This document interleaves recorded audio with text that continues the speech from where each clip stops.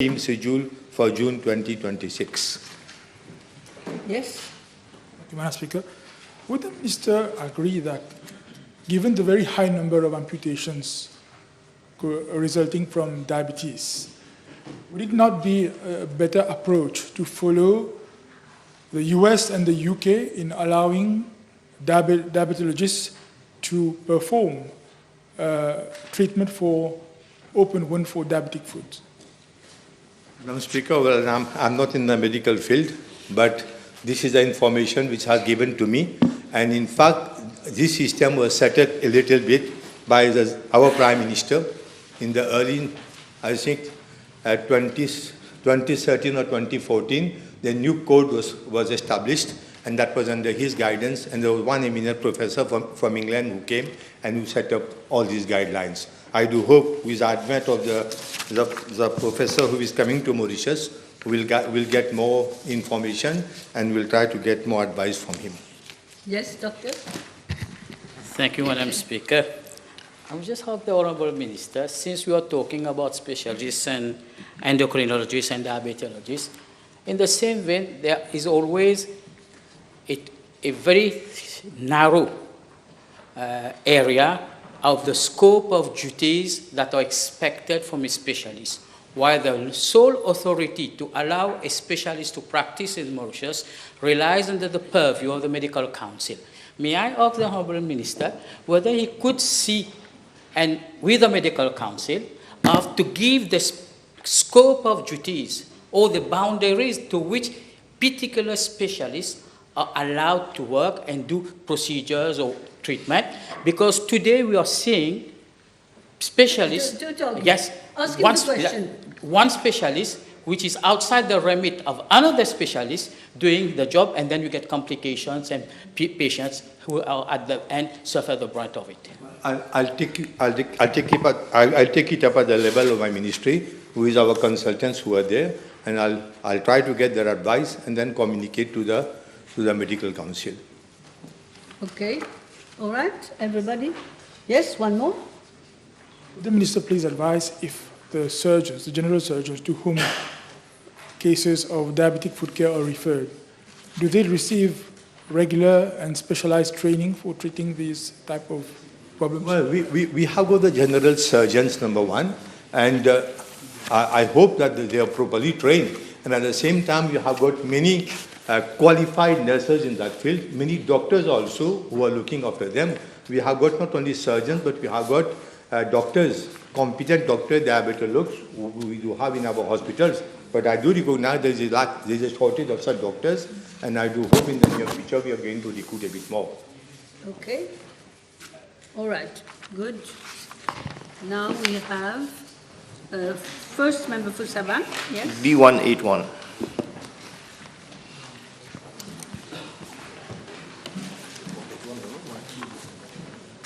Thank you, Madam Speaker. The 8,000 residential units were designed to cater for 400 units per constituency. I'm informed by the NSLD that as at date, the construction of 2,438 housing units, including on-site and off-site infrastructural works, have been completed over 12 sites across the island. I am further informed that as at the 26th of March 2026, out of 56,794 applicants for the whole island, there were 3,574 for constituency number 14. In regard to allocation procedures, all applicants for a housing unit are, I understand from the NHDC, called for an interview whereby they are also requested to submit all relevant documents.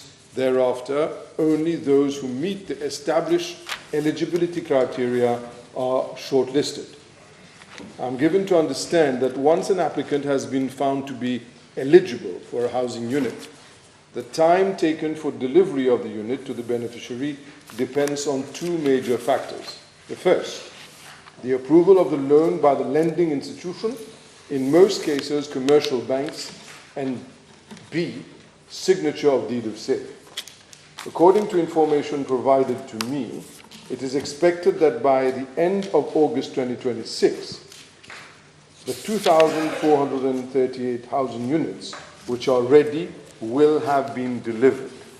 Let me take this opportunity once again, Madam Speaker, to underline that there is a set eligibility criteria at the level of the NHDC.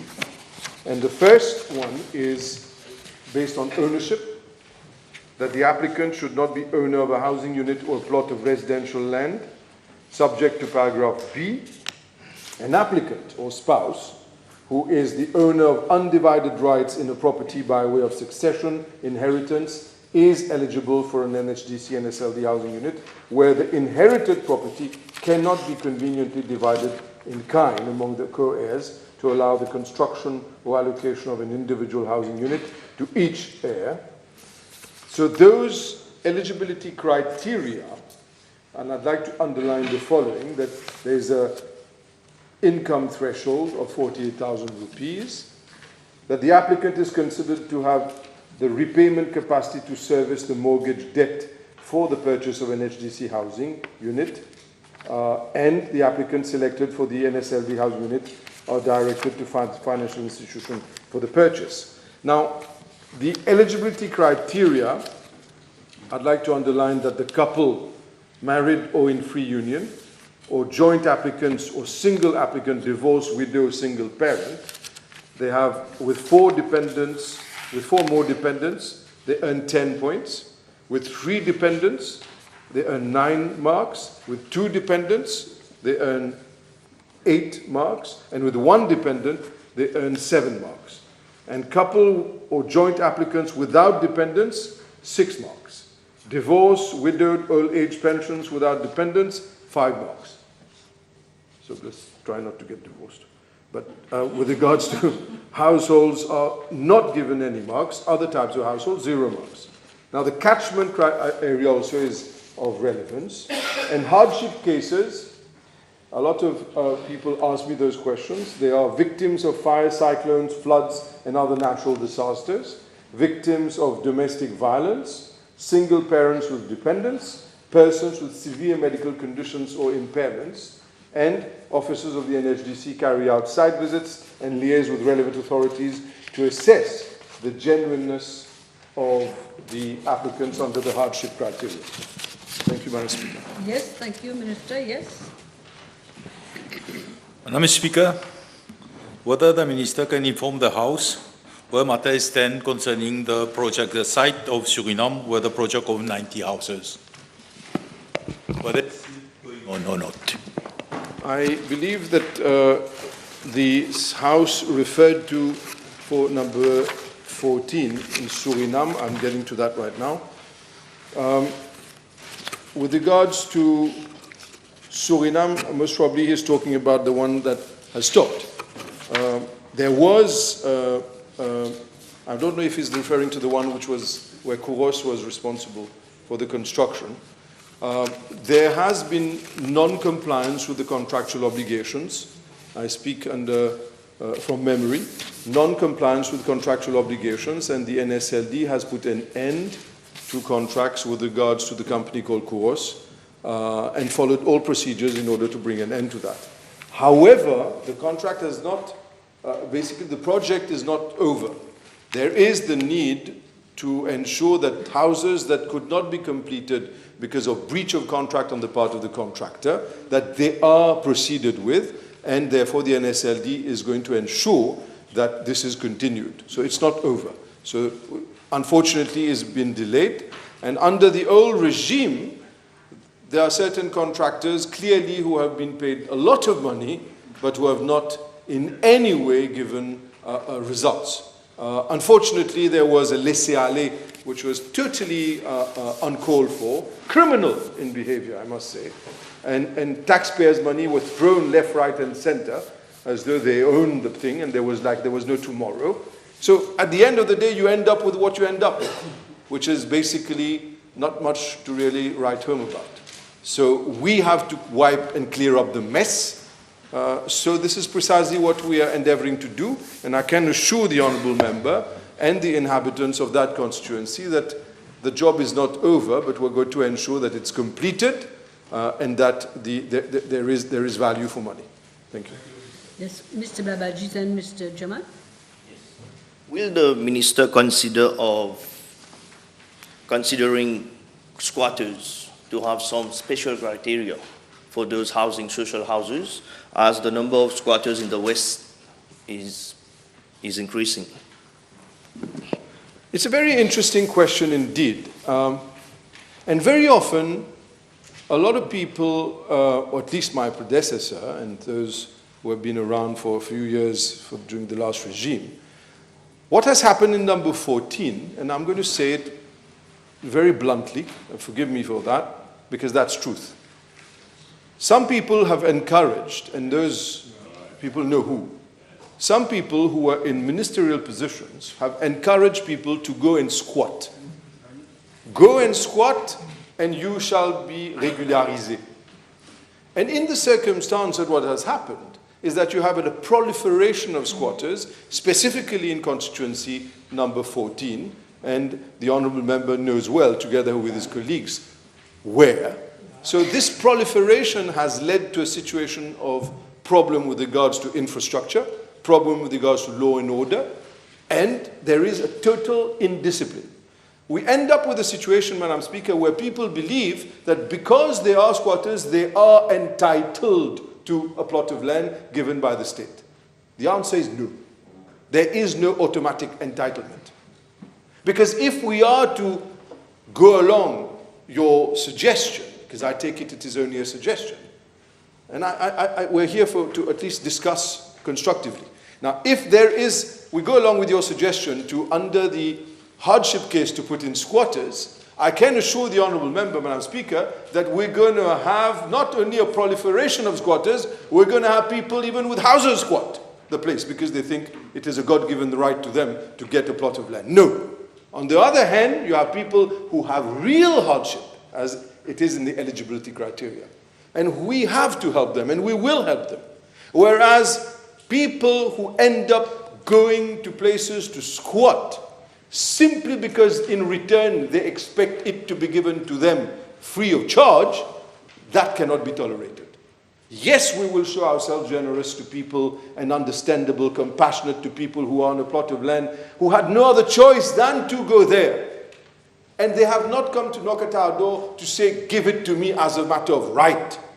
It is because we understand ça doit être régularisé, we do it on a case-to-case basis. So we cannot continue tolerating this indiscipline. So in answer to your question, after a long answer was no, it will not be put under the criteria of hardship eligibility because that would be opening the floodgates and doing the same thing that was done by a former minister whom you know very well. Mr. Jamal. Thank you, Madam. Following the answer of Honourable Minister to Honourable Jagaonat, the same issues arise for number 13 regarding the houses still pending and we are not unable to give them to house seekers. The bad news is that, yes, in this constituency number 13, that happens to be the first constituency I was elected in, and I have good memory of that constituency. Yes, it is the same situation because that very company is guilty of laches and breach of contract, and we have had to take action once again. Because we cannot sit down idly and see a company being paid by taxpayers' money blatantly breach the contract. We can't do that. So we had to act. We've taken the decision. The reason for the delay in that constituency as well as number 14 is precisely the fault of the contractor. So let's not cry over spilt milk. What is the solution? The solution is that there has to be a bidding process for a contractor to be chosen to complete the job. And yes, I know that there are certain inhabitants in certain places who have complained because some of the sites where, in other constituencies as well, where contractors have done wrong and are left in an abandoned state, it's not as though it's over. It will continue, but I cannot choose as minister, who is going to be the contractor. There is a process to follow, and it has to be followed in line with the law. Yes. Any idea as to when we can allocate these houses? Any idea? If it could have been done yesterday, I would have been the Yes. happiest. No, it's not only a question of money, but for that... Short and sweet. No, I mean, once upon a time, they used to say as soon as possible. But to be honest, it is a construction, and construction, you cannot have a set date on it. Once the bidding process is completed, we will have a date, estimated completion, and then as we hope, it will be done quicker. So our intention and our aim is to finish very quickly, because we know that there are a lot of people waiting for homes. Yes, Mr. Bichuk. Yes, Madam. I thank the Honourable Minister for this reply. I would ask the Honourable Minister how far this disaster is going to cost additionally to the NSLD. This disaster has led us to see how can we mitigate the risk, because we cannot just let cost increase. So the risk mitigation has been implemented. That is why we put an end to the contract. Now, there were certain guarantees that were held, performance guarantees and what have you, by financial institutions. Forgive me, I'm only speaking from memory. And I know for a fact that we have tapped onto that. But still, there will be losses. I cannot put it in figures. And what annoys me in terms of prejudice here, let alone the financial prejudice, are the hearts of many of those who are waiting for houses that are broken, because they are impatient, and it is legitimate on their part to get a roof over their heads. I am aware of it. I've heard them. I've spoken to many of them, but I can assure you, through this House, Madam Speaker, that, as I've said, we will endeavor to complete those projects. And not only that, we will endeavor to start new ones as well. Thank you. Thank you. Your memory seems okay. Honorable Ramdas, yes? Speaker, PQB 182, please. Madam Speaker, I'd like to thank Honourable Member for this question. I am informed by Mauritius Post Limited that it currently operates a total of 114 outlets, including 5 in Rodrigues, 1 is in Agaliga.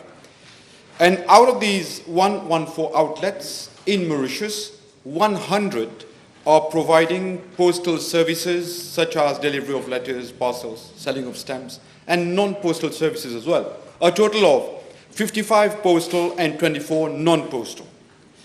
Madam Speaker, Mauritius Post Limited has further informed me that 91 of those post offices are equipped with fully operational point-of-sale systems, whereby payment by cards for CB bills and postal services are currently being accepted.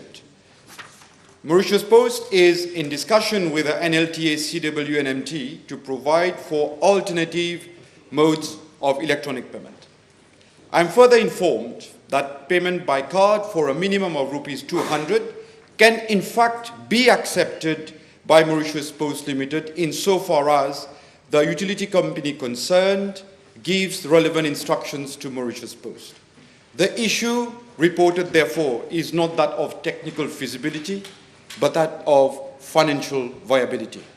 Thank you, Madam Speaker. Thank you. Yes, Mr. Ramdas. Madam Speaker, in respect of NLTA, payment of NLTA services, le ministre étant lui-même un érudit de la technologie, à un moment où nous faisons de moins en moins de paiements en espèces, conviendrait-il qu'il est grand temps d'autoriser, voire même d'encourager d'autres moyens de paiement, de moyens numériques tels Juice, Mighty Money et cartes de crédit, etc. Et serait-il disposé d'engager des pourparlers en ce sens auprès des bureaux de poste de l'île Maurice?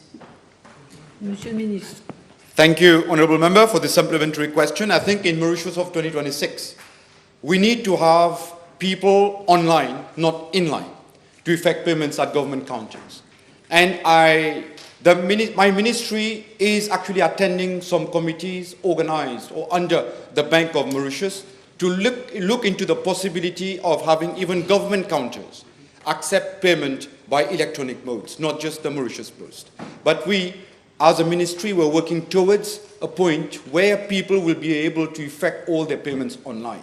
So the app correct, one extension of the app correct will be to also accept the online renewal of MVL through the app. And that payment model will also be electronic, obviously. So yes, we are doing it. Thank you. Okay. You're not happy? Okay. That's it, One Madam more? Speaker. That's in respect of obviously online apps, but how about the counters in the specific units of the Mauritius Post? Would the Honourable Minister consider the possibility of authorizing payments by electronic means at those counters At the for coun- NLTA services? Because at the moment it's not the case. At the counters, Minister. Yeah, so it is a decision to be made by the NLTA. Why? Because there is a commission that is applicable on the payment received via cards, even via dues. So a decision needs to be made by the NLTA. The Mauritius Post, once the instructions have been provided, will be able to accept the payment. So we are awaiting authorization from the authority involved. Okay. Thank you. I think we've got it now. So, Mr. Apollo, member for Maibo. Thank you, Madam Speaker. B183. Madam Speaker, there are presently 2 methadone dispensing sites in Mayberg, namely at Mayberg Hospital, with 363 patients, and Mayberg Methadone Daycare Center through Caravan with 192 patients. Both these sites operate between 6 a.m. to 8 a.m. Madam Speaker, there have been several requests to delocalize the methadone dispensing site from Mayberg Hospital to the yard of Mayberg Methadone Daycare Center through Caravan, mainly because some patients cause trouble within the hospital premises. However, this relocation cannot be envisaged due to the fact that the total number of methadone beneficiaries taking their doses at the Mayberg Methadone Daycare Center would increase to more than 500, and this could pose safety issues for staff, beneficiaries, as well as the neighborhood. Moreover, in case of any scuffles or fights, the situation may be more difficult to control since the site where the daycare center is located is small and enclosed by a fencing. Madam Speaker, the House may wish to note that a joint technical working group has been set up between the National Agency for Drug Control, NADEC, as the apex body looking at the drugs coach, and my ministry to look into the various aspects regarding methadone dispensing. Yes, Mr. Apollo. Thank you, Madam Speaker. Can I ask the Honourable Minister that I already have a meeting with NADEC where I propose an all police quarters which is not using. Can you consider this police quarters, all police quarters, for the distribution of methadone at Maibo? I'll take up this matter with the NADEC in the forthcoming meeting that you are having. I'll try to propose a site. Yes, Mr. Abad. Thank you, Madam Speaker. We, the Honourable Minister, agree with me that methadone distribution creates a lot of problems in most regions. Has there been any comprehensive study over the situation so as to bring appropriate solutions? Thank you. Madam Speaker, there is no appropriate solution. Wherever we put up, in any place in this country, any part of the country, we put up any center for methadone distribution, the following day we start having complaints. So I do not know where we have to put it up. In the beginning, it was in the police stations. The police objected to it. We moved to the hospitals. The hospitals, the doctors protested. We moved to some area health centers. There was hue and cry everywhere. So these people, they are patients. They need to be treated. And we have to be very careful while dealing with these patients. We've heard you say that before. This is not the first time you're saying it, I think. But there is no other solutions. We have to bear, we have to live with these patients because they are patients for us. Okay, we are done with methadone for the moment. Now, 184 has been withdrawn, so now we go to Dr. Omia. B185, please. Madam Speaker, social housing units are reserved for applicants with a monthly household income of up to 48,000 rupees. However, there are applicants who, though eligible for a housing unit, do not have the repayment capacity, or in many cases, due to unfavorable MCIB reports are unable to secure a loan from financial institutions or cannot benefit from mortgage facilities from the NHDC. So as not to debar these applicants from earning a housing unit, since November 2025, the NHDC has, following government approval, introduced a new financing scheme based on the rent-to-own mechanism to cater for such type of beneficiaries. The rent-to-own scheme basically enables those beneficiaries to rent a housing unit for an initial period of 5 years, with the right to exercise a purchase option anytime. With regard to Part A of the question, the NHDC is at present, according to the information given to me at my ministry, not in a position to provide the exact number of eligible applicants, as the assessment of beneficiaries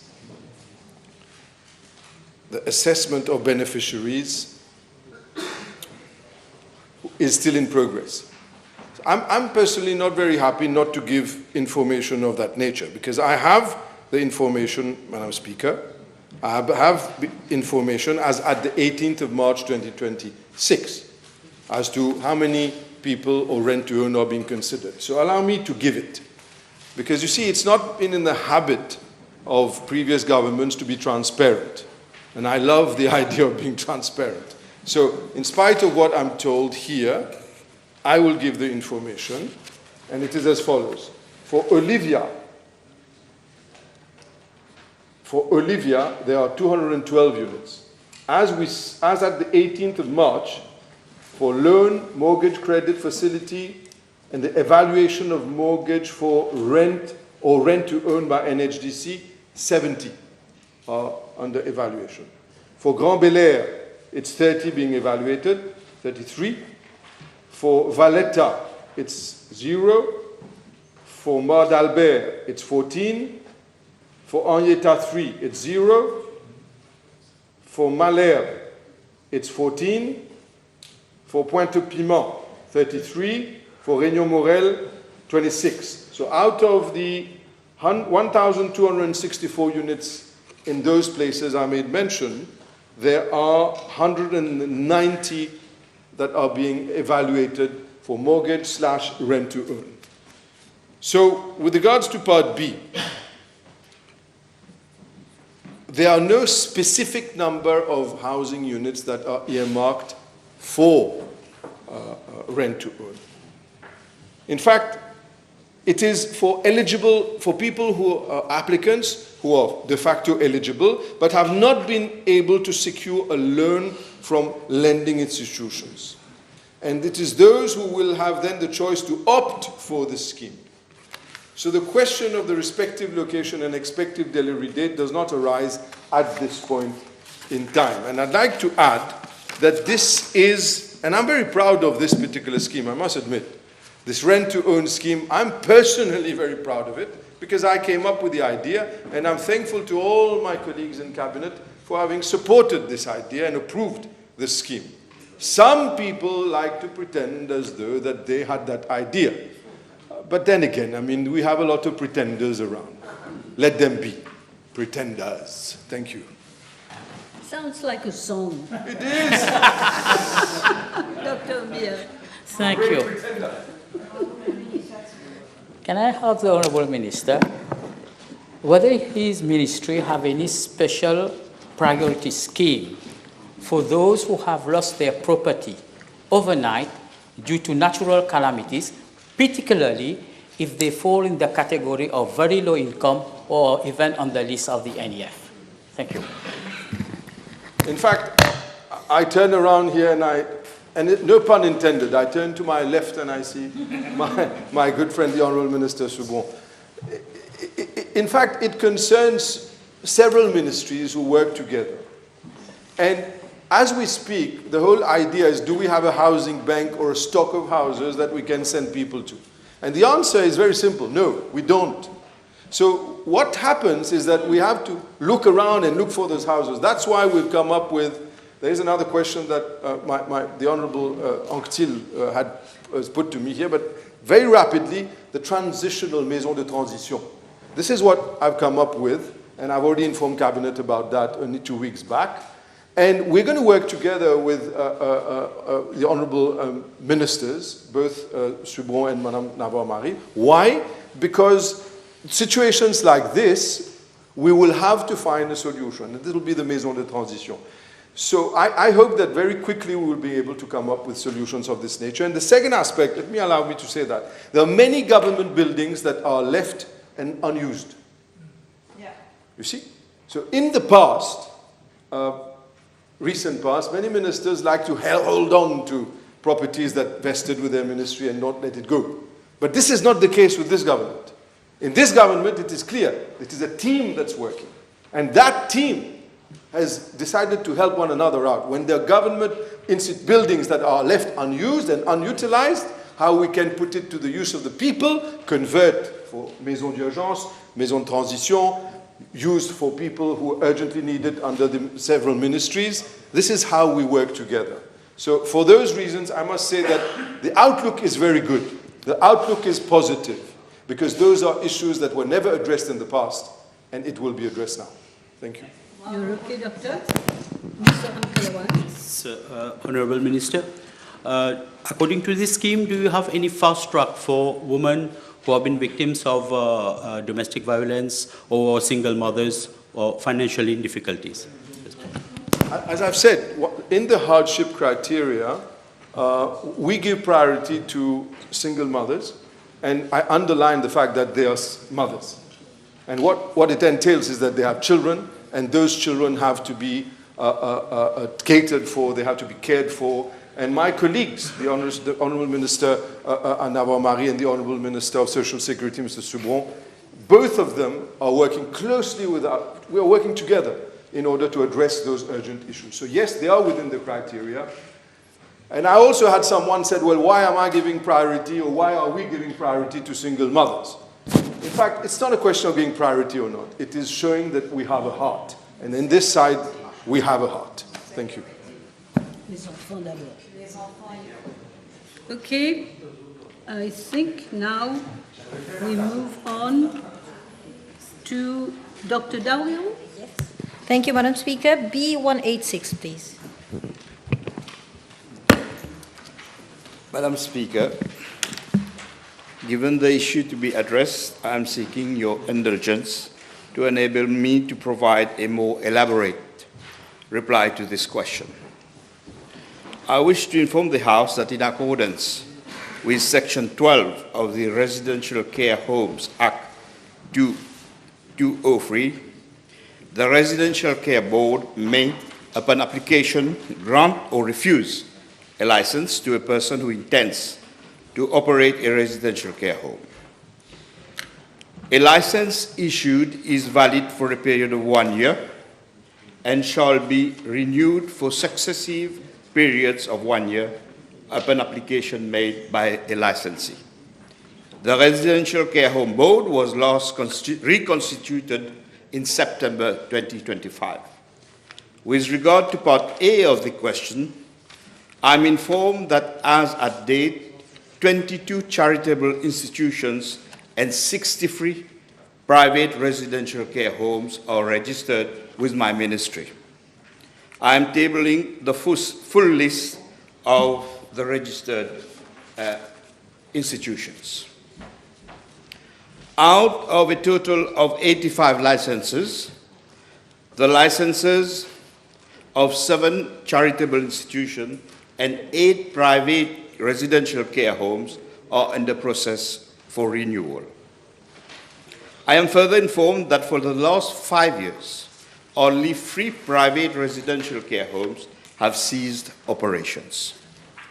Madam Speaker, with regard to Part A2 of the question, I wish to inform the House that during my tenure as Minister, my ministry has received 11 cases of unregistered and illegal homes as at date.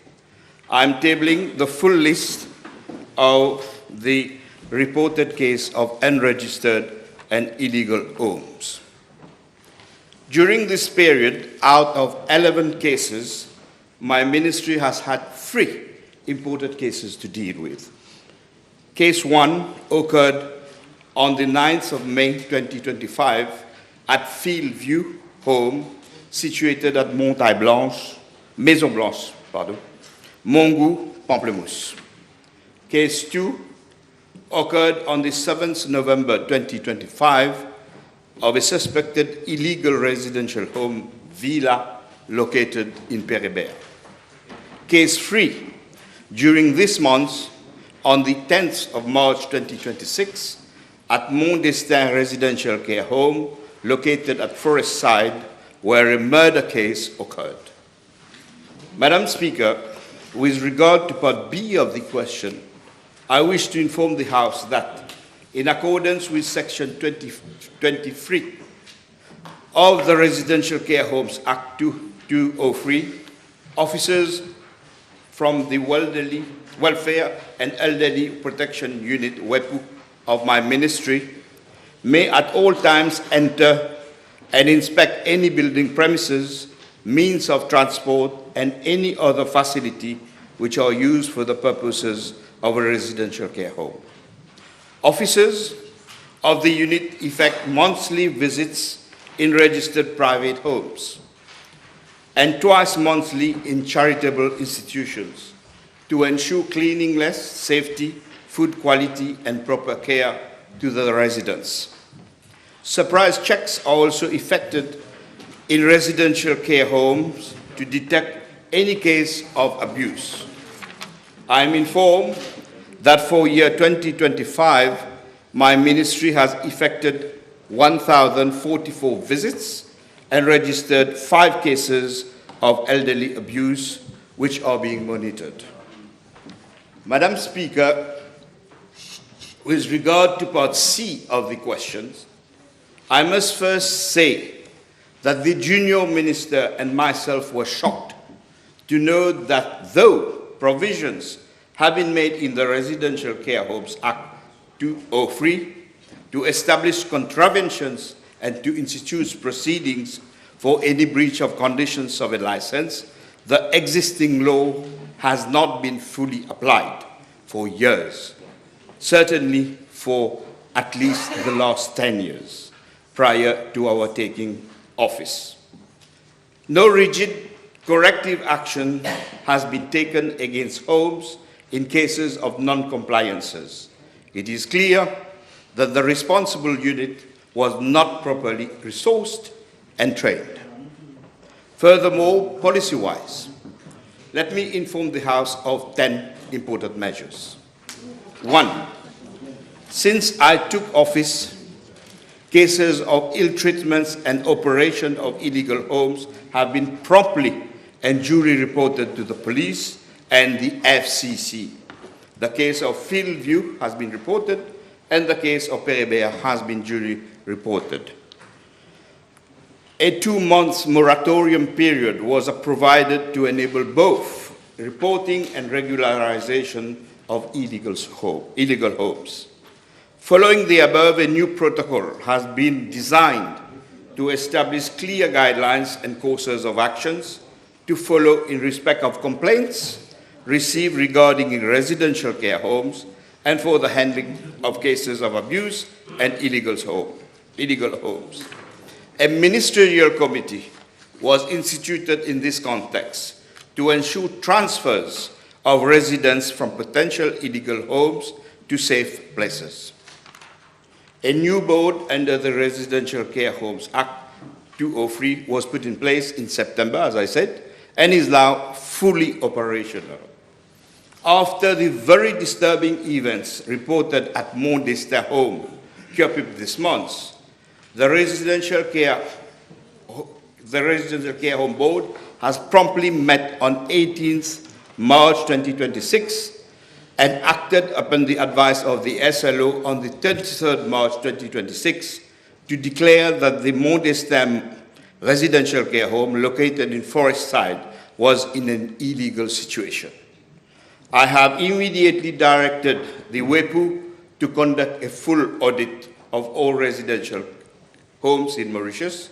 I'm writing to the Commissioner of Police to conduct joint inquiries with the Ministry under Section 20 of the Residential Care Home Act 2023.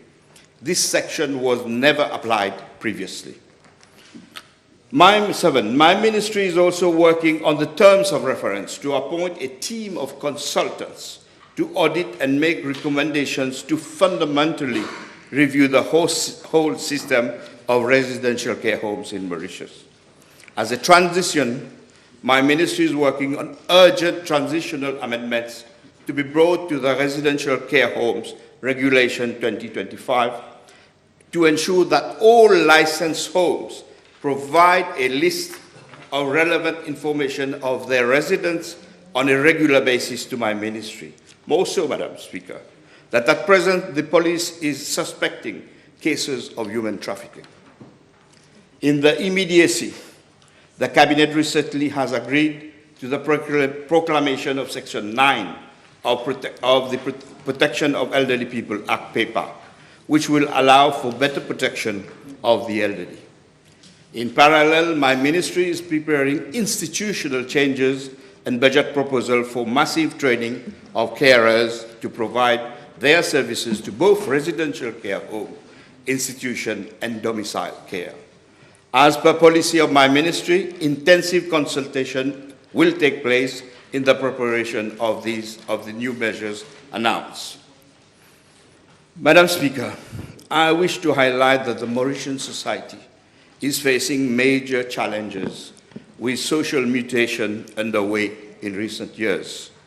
The shift in the family structure from extended to nuclear family, compounded with aging population, with significant emigration of our youth and adults, with the housing crisis and with working time pattern are concurrently causing serious caring issues for our elderly and people with disabilities and mental health issues, causing serious caring and nurturing issues for our youth, aggravated by the drug problem in Mauritius. Madam Speaker, our society and institutions have not dedicated the proper attention and resources to these social mutations.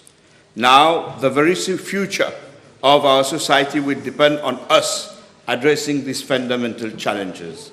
This is my mission and that of the Junior Minister and of this government. Thank you, Madam Speaker. Thank you. Thank you, Minister. Yes, Ms. Dalhero, you're okay? Honourable First Member for Savane.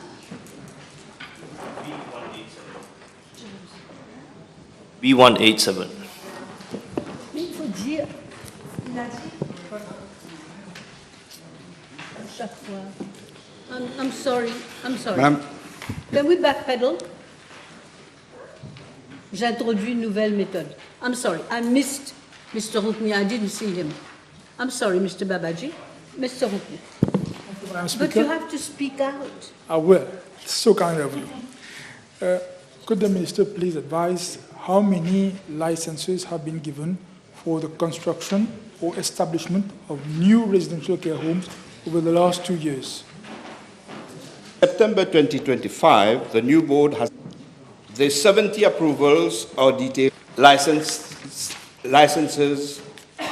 which were applied for what is called the in-principle approval have been received by the board and have not been granted by my ministry for non-compliance with law, the Residential Care Home Act 2023. Thank you. Thank you so much, Mr. Babaji. I'm trying to be as fair as I can. May I, since we are on this issue, because we had a problem the other day with one other member who tried to catch my eye, sometimes it's better to catch my ear than my eye. Thank you.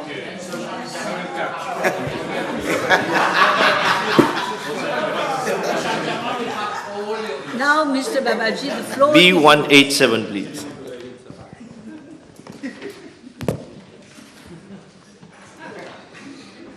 Yes, 187. Yes. Madam Speaker, in regard to part A of the question, I am informed that there are currently 17 football grounds in the district of Black River. Out of these, 12 falls under the responsibility of the District Council of Black River, 3 are privately owned, and 2 falls under the responsibility of the Ministry of Education and Human Resources. Out of the 17 football grounds, 16 are fully operational and in good condition, while the Albion football ground is presently undergoing upgrading works. I am tabling the detailed list thereof, indicating the location, ownership, operational status, condition, and facilities available at each site. I am further informed that upgrading works at the Albion football ground, comprising fencing and boundary walls construction, were awarded on 3rd December 2025 for a contract sum of 5.7 million rupees and are being implemented as scheduled, with completion expected by end of April 2026. While most of our football grounds are operational, I wish to highlight that not all are equipped with complete amenities such as lighting, fencing, cloakroom, and ancillary facilities. These gaps have already been identified and are being addressed progressively through planned upgrading programs and future budgetary provision. Madam Speaker, in regard to part B of the question, I am advised as follows. With respect to Le Monde, a project for the construction of a new football ground has been clearly identified and proposed under the Capital Project 2026-2027 for an estimated amount of 125 million rupees. The project is comprehensive in nature and includes relocation of high voltage overhead cables, construction of retaining walls, draining system due to site constraints, cut and fill works, provision for full modern facilities including fencing, lighting, bleachers, cloakroom, parking, and associated amenities. However, implementation of the project is subject to completion of land acquisition procedures, which are initiated since 2023 and are currently being processed at the level of the Ministry of Housing and Land. And this is a statutory prerequisite, and once same is finalized, the project will proceed without any further delay. I also wish to emphasize that in the meantime, residents of the Le Monde are not deprived of access to football ground. They are currently making use of an existing football grounds within the locality. Madam Speaker, as regards to Chamarel, I am informed that the project was initiated in October 2020, but encountered serious implementation issues, including non-performance of the initial contractor, which led to termination of the contract in April 2022. Subsequently, the project was restructured and implemented in phases to safeguard public funds and ensure proper delivery. Works relating to drainage, retaining walls, and partial boundary infrastructure have already been completed through subsequent contracts. I am further informed that the remaining components required to render the football ground fully operational include completion of boundary wall, fencing on remaining sites, provision of lighting facilities, laying of topsoil and grass, and construction of cloakroom, parking, and associated amenities. In this regard, a provision of 25 million has been proposed under the Capital Project 2026-2027 to complete the outstanding works and ensure that the facility become fully operational. Madam Speaker, as regard to Cas Noyal, I am informed that the locality already has access to a football ground situated at Avenue Rose, near volleyball pitch, which is privately owned by Southwest Safari, but currently being used by the inhabitants. Similarly, with regard to Rivière Noire, I am informed that the region already benefits from 2 existing football grounds, namely at Grande Rivière Noire and Petite Rivière Noire, both under the responsibility of the District Council and currently being used by the public. Madam Speaker, I wish to emphasize that government is adopting a structured and responsible approach in the development of sports infrastructure, with projects being implemented in line with fund availability from the Ministry of Finance under the Capital Project Program and based on the established priorities of the District Council. In this regard, close corruption at the local level remain essential, and I would encourage the Honourable Member to liaise with the Chairperson and the District Council so that projects may be planned and implemented quickly in the best interest of the communities concerned. Yes, yes, Mr. Jagana.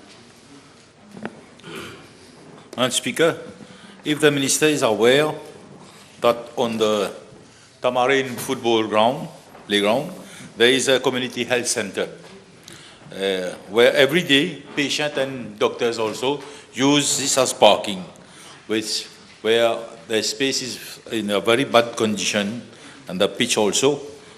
Whether the Minister will apply some rules and what will go for the future, what will be done in the future. Yes, Minister. Yes. Madam Speaker, Tamarin Football Ground. We have an upcoming project, fencing and boundary walls on one side only. I have all the information concerning the Tamarin Football Ground. If you come up with a substantive question in the next meeting, so I can give you more information concerning this one. Will that be okay? But the question of parking of vehicles on the football ground. Yes, but only the information. Are you aware? No. We can check. Yes, Madam Speaker, concerning the project of Chamarel football ground, will the Minister inform the House about the name of the contractor which carried the work in the year 2020? And what was the cost where he leave the site? C'est un peu, I'm allowing you because it's the same region. But how will the Minister know all this? I'm not sure. It's not directly related. Yeah, Madam Speaker, for Chamarel, Yeah, the contractor was awarded to Big Construction Limited for an amount of 4.2 million rupees. Big Construction Limited.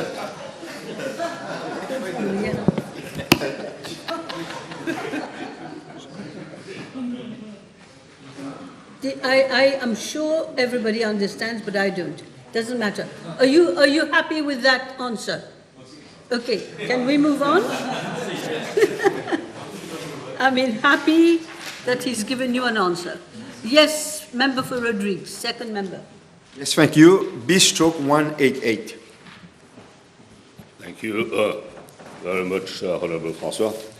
Madam Speaker, I'm informed that farmers are registered with the Small Farmers Welfare Fund in line with Section 16 of the Small Farmers Welfare Fund. Upon their registration, the farmers are provided with a farmer's card which gives them access to facilities and schemes provided by government. Now, the farmer's card is renewed every 2 years. There are currently 12,147 farmers registered with the Small Farmers Welfare Fund in Mauritius and 1,067 farmers registered from Rodrigues. There are no farmers from Agalega registered with the Small Farmers Welfare Fund.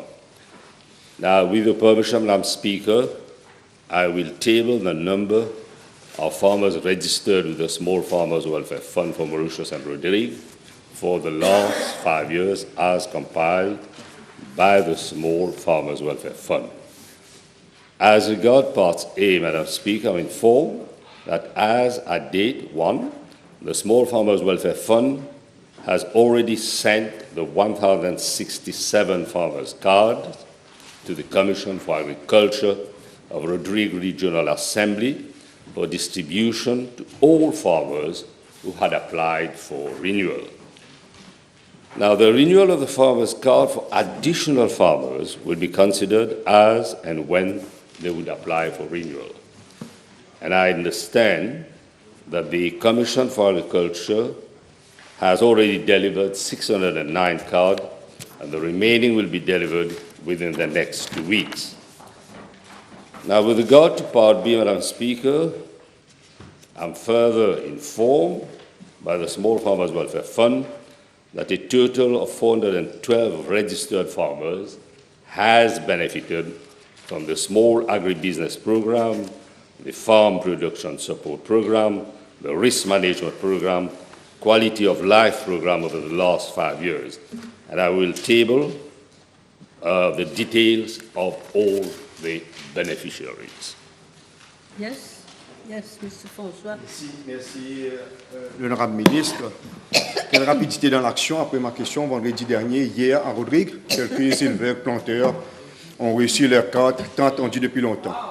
Wow. L'honorable ministre, est-ce que l'honorable ministre peut-il confirmer à la Chambre si le SFWF remettra des cartes d'ici la fin d'année to all the 1,423 planters, the 424 éleveurs et les 3,027 éleveurs planteurs de Rodrigues d'ici la fin d'année? This is a tall question, but if you insist and you impress upon me, I will certainly convey the strong signals of a friend and tell them that they have to bow to the legitimate request made by the honourable member from Rodrigues. Wow. Thank you, Minister.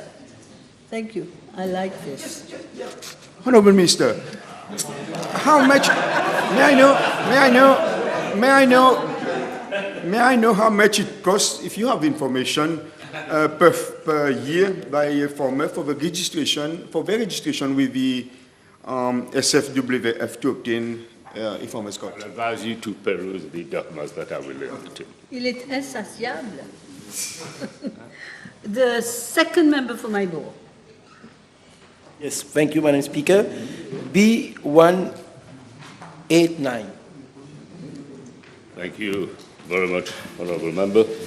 Now, Madam Speaker, with regard to part A of the question, I'm informed by the National Park and Conservation Service that it has been carrying out surveys of the Mauritius fruit bat population since 2006. Although the local bat population has increased from 22,000 in 2006 to 130 to around 130,000 in 2020, it has remained stable over the last 5 years.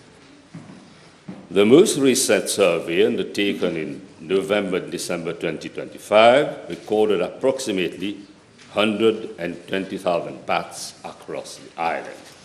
As regards Part B of the question, I'm informed that the last culling exercise was conducted by the previous government in November and December 2020, whereby 1,160 Mauritius fruit fly were killed.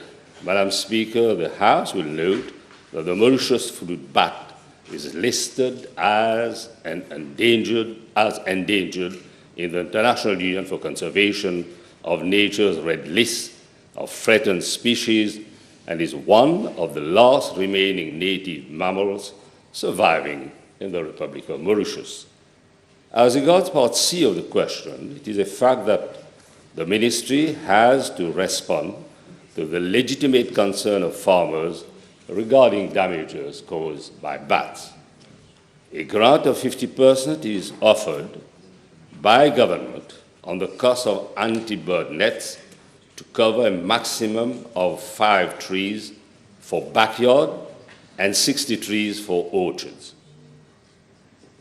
An amount of 22.5 million rupees has been disbursed by the Food and Agricultural Research and Extension Institute to 2,976 beneficiaries under the Fruit Protection Scheme over a period of November 2024 to March 2026. I'm advised that these nets are proven to be an effective means of control against damages caused by fruit bats. Nonetheless, following complaints received from planters, other measures such as ultrasound devices and the use of repellents are being envisaged to deter and mitigate caused by bats to fruit crops. Thank you. All right. Okay. Honourable Second Member for Belrose. Je vous remercie, Madame la Présidente. B190. Madam Speaker, on 10th March 2026, it was reported in the press that Mrs. YB was missing and her partner, Mr. AR, was arrested as there was suspected foul play. I am informed that Mrs. YB was a victim of domestic violence, which was reported to my ministry, to the Family Support Services of Goodlands. She was granted an interim protection order, which she later withdrew.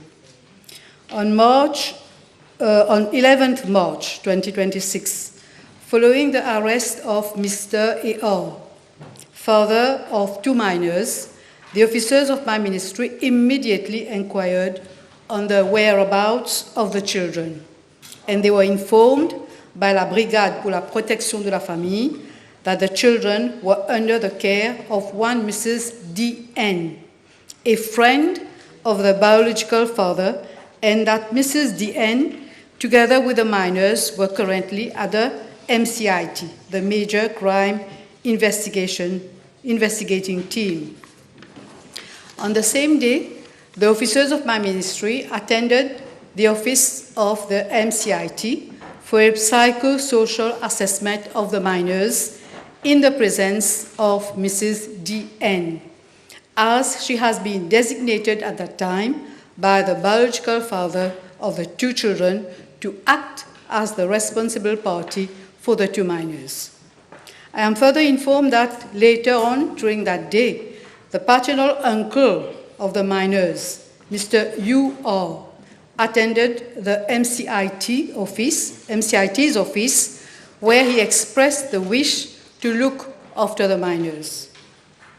Madam Speaker, on 13th March 2026, the officers of my ministry effected a site visit at the residence of Mr. U.R. at Okule for a psychological assessment. The paternal uncle, Mr. U.R., had informed that the biological father had asked him to look after his children. Consequently, the paternal uncle was entrusted the care and responsibility of the minors. Madam Speaker, I am further informed that on 16th March 2026, the paternal uncle was contacted for an update on the present status of the children, and my officers were informed that both minors were faring well. On 20th March 2026, my officers conducted a home visit, and the children were found to be faring well. The paternal uncle reiterated his willingness to care for the minors and requested information with regard to the legal procedures to be followed for their custody. An appointment was scheduled by the officers of my ministry with a legal resource person on 26 March 2026, which Mr. UR, the paternal uncle, attended. Legal advice was provided to him. Continuous psychological support is being provided to the minors, and close follow-up is being maintained in this case. Yes. Je vous remercie, Madame la Présidente. Je remercie la ministre pour sa réponse. La ministre peut-elle informer la Chambre si l'oncle paternel, qui prend actuellement en charge les 2 enfants de Madame B, victime de violences domestiques, a lui-même un enfant, et le cas échéant, quelles mesures concrètes de soutien son ministère a mises en place pour garantir le bien de cet enfant dans ce nouveau cadre familial? Merci, Madame la Présidente. Madame la Présidente, je suis au courant. Selon les informations, c'est vrai que l'oncle paternel a un enfant, un adolescent de 16 ans. Donc, mais le fait est que l'oncle a demandé à ce que les enfants lui soient confiés, et nous suivons les enfants, les psychologues de mon ministère suivent les enfants, et nous sommes satisfaits que les enfants sont entre de bonnes mains. Je vous remercie, Madame la Présidente. La ministre peut-elle informer la Chambre pendant combien de temps l'oncle paternel pourra assumer seul la prise en charge financière de ses 2 enfants, alors qu'aucune aide financière du ministère n'a à ce jour été accordée. Je vous remercie, Madame la Présidente. Madame la Présidente, je ne suis pas en présence d'une demande dans ce sens, mais je pense que s'il y a une telle demande, ça aurait dû être adressé au ministère de la Sécurité sociale. On la laisse terminer d'abord. Je vous remercie, Madame la Présidente. Will the Minister inform the House whether her ministry is envisaging to put in place a clear-cut policy to ensure that the children in general are not separated, as to fully protect their well-being and best interests? Thank you, Madam Speaker. Madame la Présidente, c'est effectivement la politique du gouvernement, du ministère, c'est-à-dire ne pas séparer les siblings. Merci, Madame la Présidente. Et, Madame la Ministre, pouvez-vous informer la Chambre le nombre de visites effectuées par les psychologues de votre ministère aux enfants? Il y a eu, selon mes informations, Madame la Présidente, pas moins de 3 visites aux enfants. Okay, good. Now we go to Honourable First Member for Rodrigues, Ms. Colette. Thank you, Madam Speaker. B191, please. Madam Speaker, let me say it from the outset that Rodrigues is not an afterthought in our blue economy agenda, but rather a priority. Rodrigues, as a partner, is a living laboratory of innovation, resilience, and opportunity. I wish to inform the Honourable Member that the Blue Economy Roadmap Consultative Workshop was held under the purview of the Ministry of Agro-Industry, Food Security, Blue Economy, and Fisheries.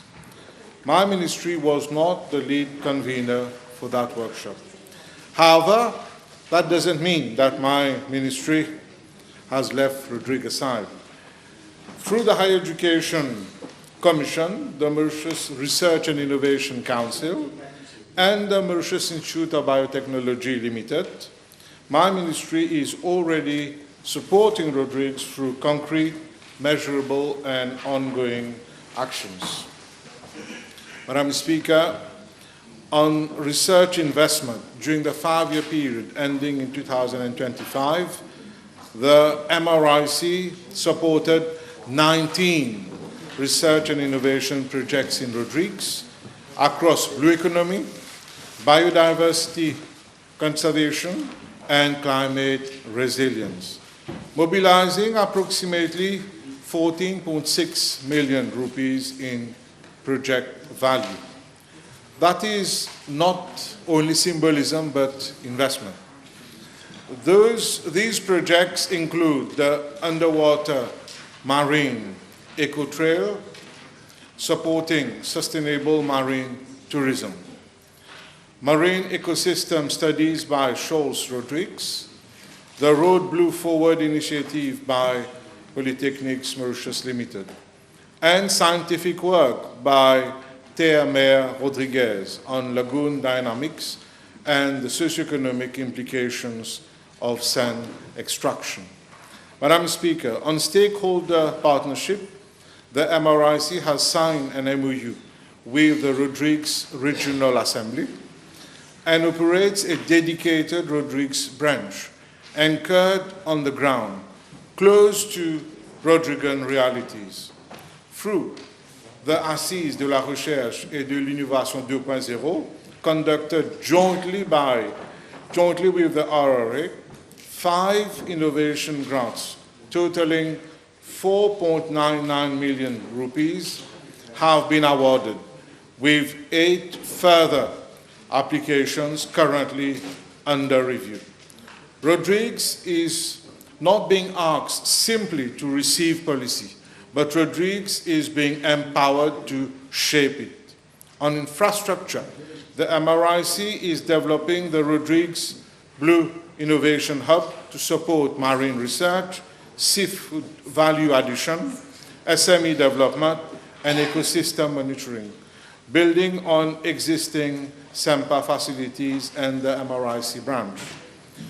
At the scientific frontier, MIBL's Blue Reef proposal targets climate-resilient coral reef restoration through marine genomics, bioprospecting, and local coral nurseries, offering Rodrigues researchers, fishers, and young people hands-on training in cutting-edge science. On human capital, 624 Rodrigues students are currently enrolled in our higher education institution, out of which 589 in publicly funded institutions. They are building the very expertise that will drive Rodrigues' own blue economy future. Madam Speaker, collaboration with Rodrigues Regional Assembly is not only envisaged, it is already happening. It is already producing results, and it will be further strengthened because Rodrigues must not stand at the edge of the blue economy, but rather be at its heart. Yes, happy? Good. The Honourable... Yes. Just put a supplementary. Il se fait entendre. Voilà. Thank you, Honourable Minister, for this, for your answer to this pertinent question. Will the Honourable Minister confirm whether his ministry will collaborate with the MIC to reinforce the sub-office there so that we have many more researchers, many more human resources? Definitely. As you're aware, we had a fire there, so we are ensuring that the Rodrigues branch of MRIC, which will soon become the branch of NRI, is consolidated with additional offices. Thank you. Okay, good. Now we leave Rodrigues? No, we don't. Second member for Rodrigues. B-stroke 192. That's it. Madam Speaker, I'm informed that the Land Drainage Authority has awarded a contract to CETEC, Mauritius, in February 2025 for the formulation of a land drainage master plan for Rodrigues with a view to building climate resilience and reduce Rodrigues' vulnerability to flooding, taking into consideration the island's specific topographical, climatic, and developmental context. The LDMP aims at proposing a conceptual framework for flood risk management that will guide long-term sustainable development and reduce Rodrigues' exposure to the impacts of climate change. A kick-off meeting was held on 13 March 2025, and the inception report was presented on 23rd July 2025 in the presence of several stakeholders, including myself, the Deputy Chief Commissioner, the Commissioner for Public Infrastructure, the Commissioner for Agriculture, and representatives from the National Development Unit, Land Drainage Authority, the Road Development Authority, the Rodrigues Public Utilities Commission, the Cadastral Unit of Rodrigues, and CETEC, amongst others. The presentation outlined the scope of the LDMP, and feedback from the Rodrigues Regional Assembly was also sought with a view to ensuring that the deliverables were aligned with the specific requirements and development vision of Rodrigues. The inception report was officially handed over to the Chief Commissioner and the Deputy Chief Commissioner during the presentation.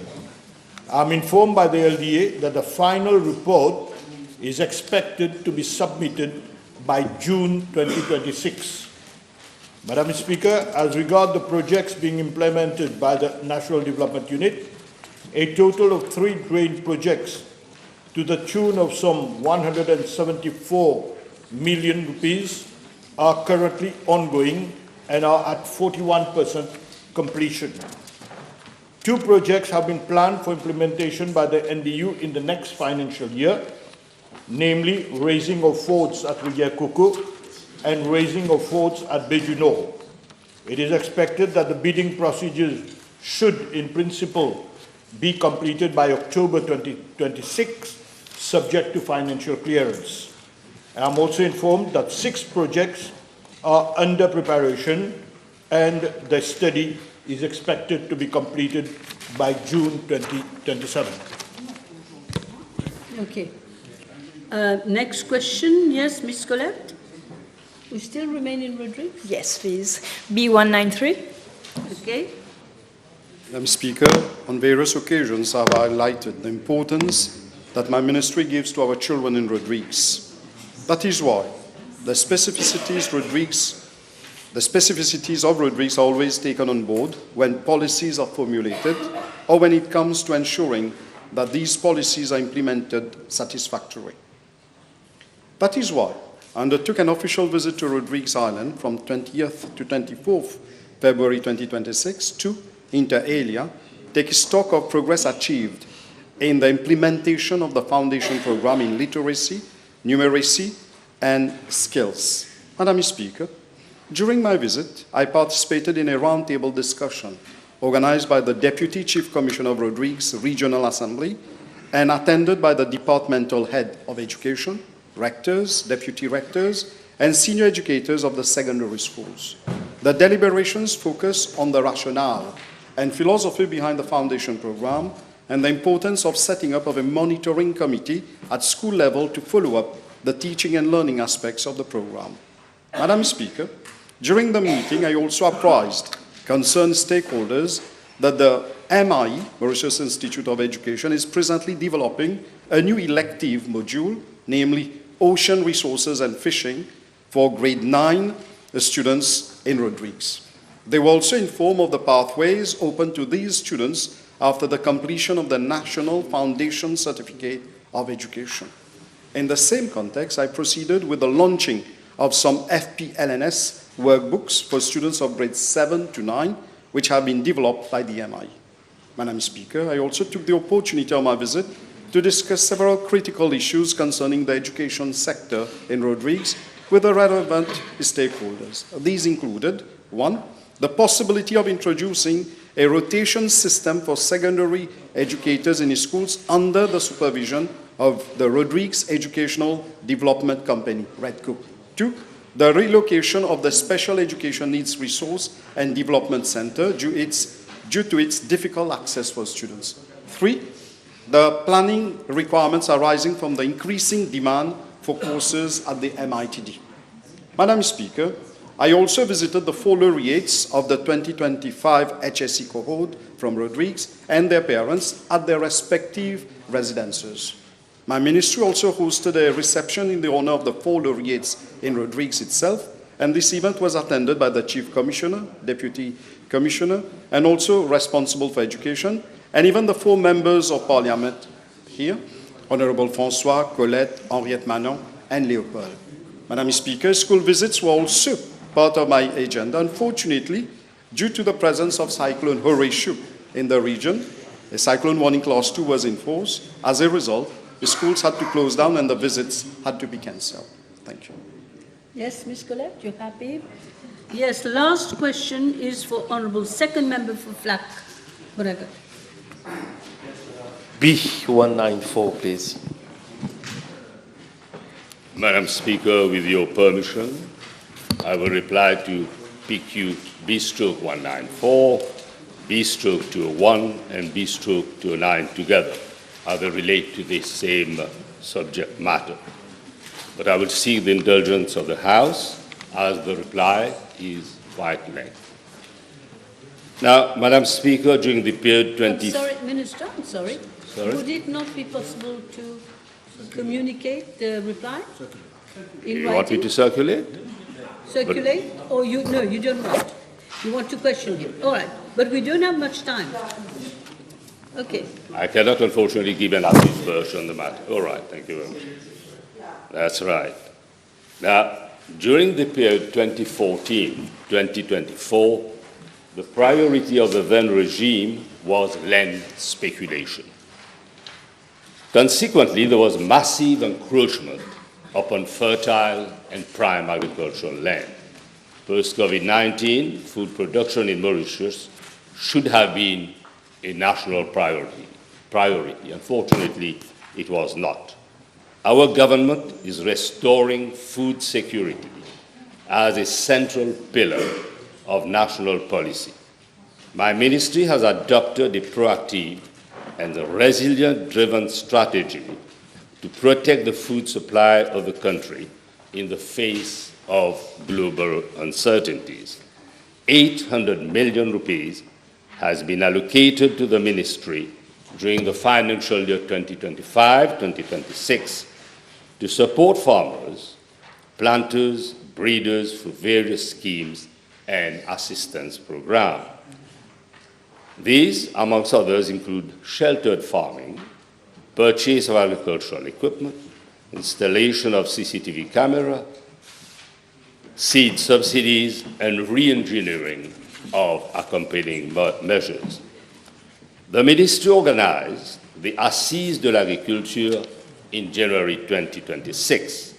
The report of the Assises will feed into a food security program for the year 2026-2029. Now, discussion during the Assises focused on unlocking new resources, identification of new technologies, as well as how to achieve diversification to reduce dependency on existing markets.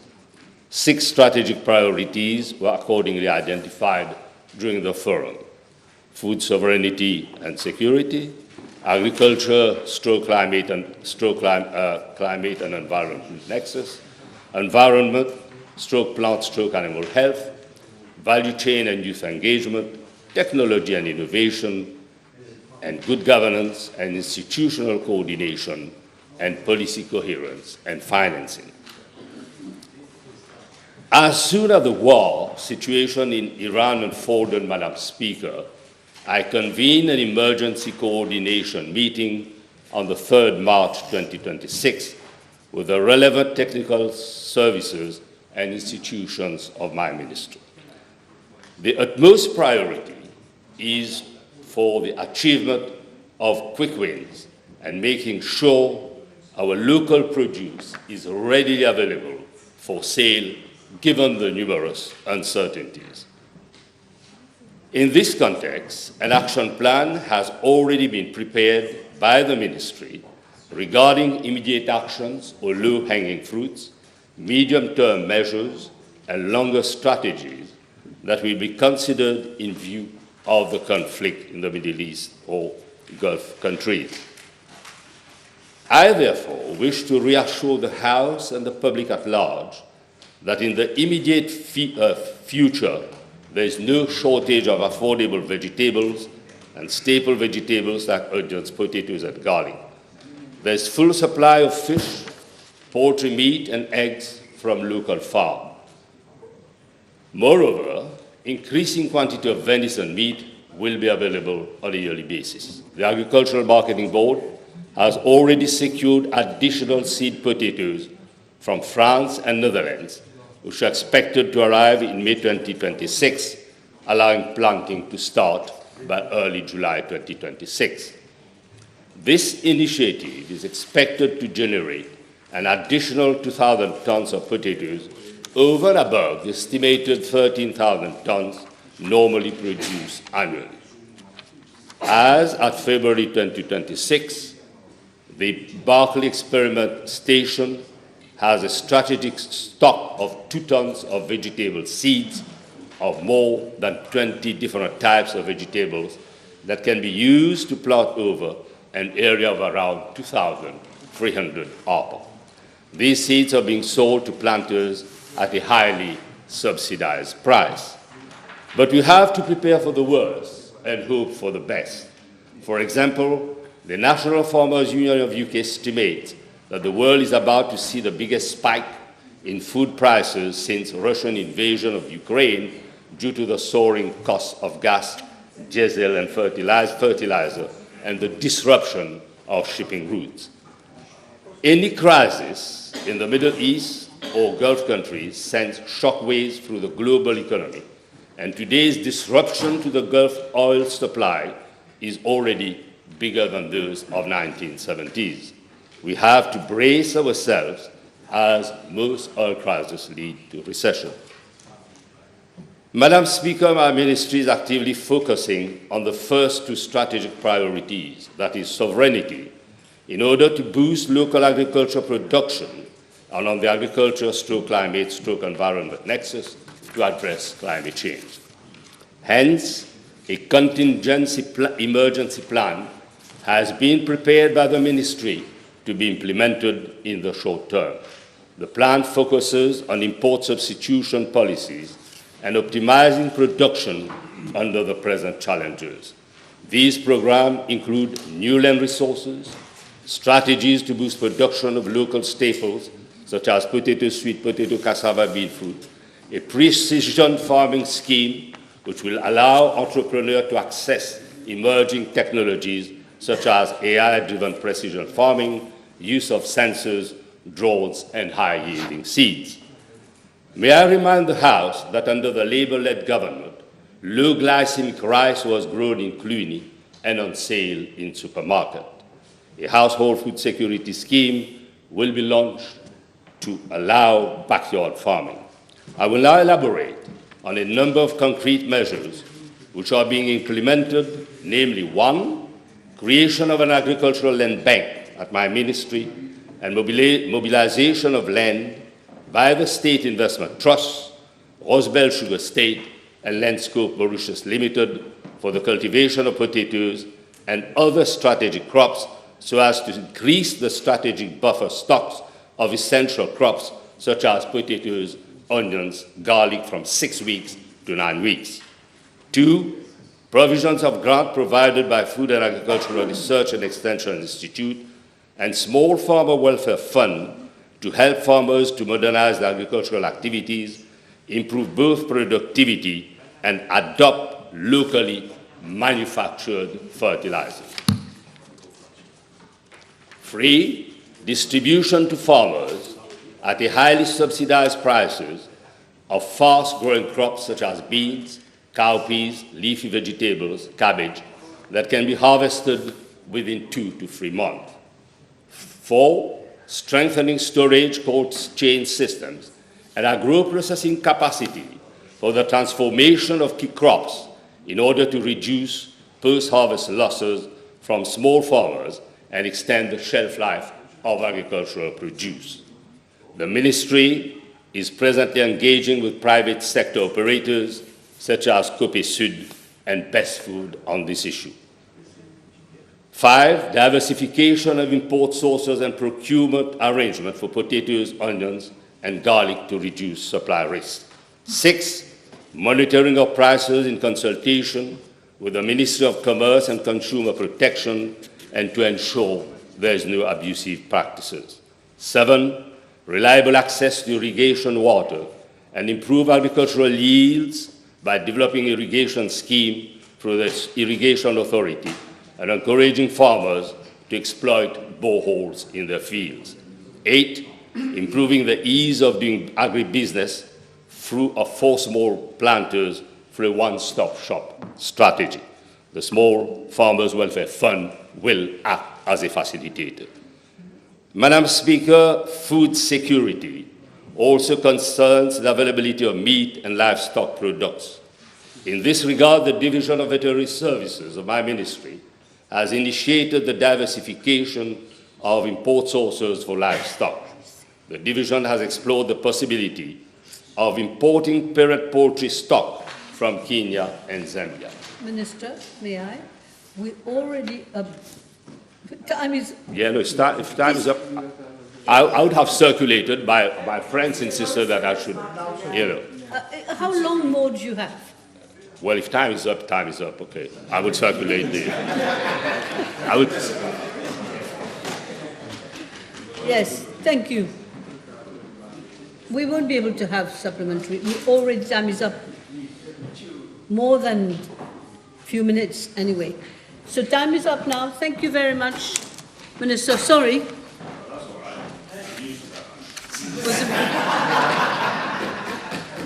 Was a very important question.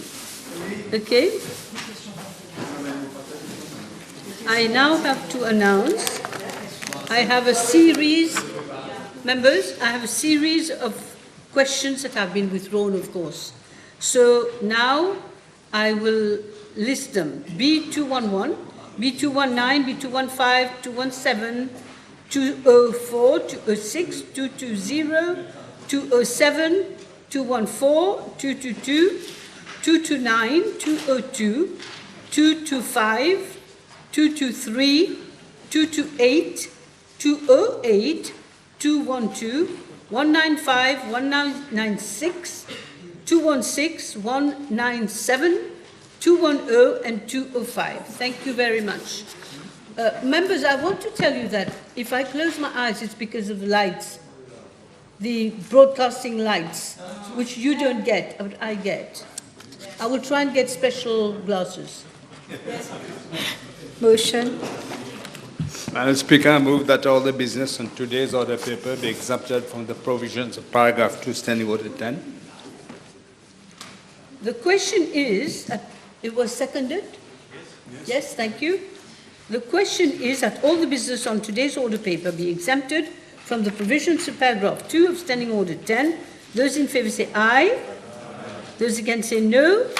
Everybody's sleeping. The ayes have it. Statements by Ministers non-public bills. First reading. Yes. Madam Speaker, I beg to move that the National Research and Innovation Institute Bill number 4 of 2026 be read a first time. Seconded. Yes. Okay. I think maybe it would be better at this stage that we break for tea, because we don't want the minister to start and then we stop her in the middle. It's much better. Thank you very much.